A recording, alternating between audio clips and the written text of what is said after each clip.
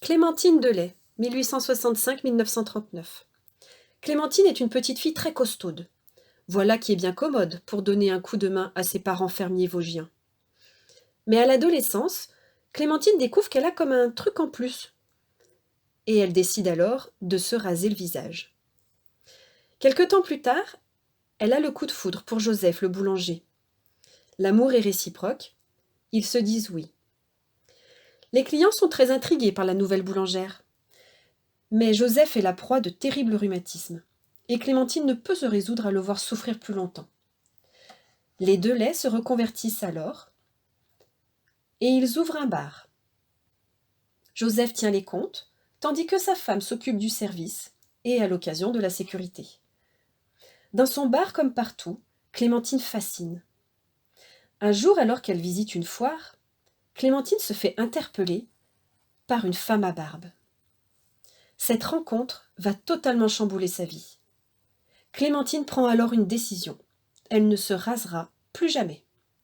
Une décision qui va transformer son destin. Elle change le nom du bar et l'appelle le café de la femme à barbe.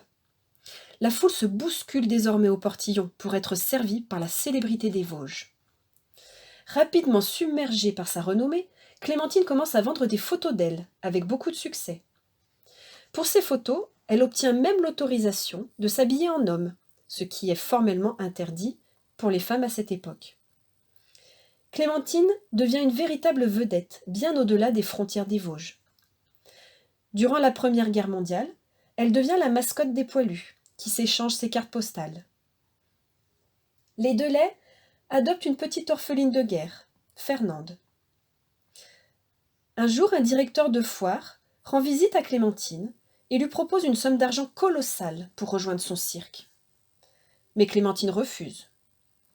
Clémentine est invitée chez toutes les têtes couronnées d'Europe. Hélas, quelque temps plus tard, elle est brutalement séparée de Joseph. Veuve, mais riche et célèbre, elle se demande comment occuper le reste de sa vie. Rejoindre un cirque? Faire le tour du monde?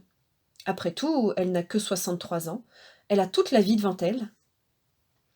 Elle choisit finalement de revenir à ses origines et rentre ouvrir un nouveau bar dans les Vosges. Clémentine finit donc paisiblement ses jours derrière un comptoir à Thon-les-Vosges, où elle donne des représentations de cabaret avec Fernande et un perroquet. Une crise cardiaque finira par l'emporter. Elle laisse derrière elle l'épitaphe qu'elle s'était elle-même choisie. Ici gît la femme à barbe.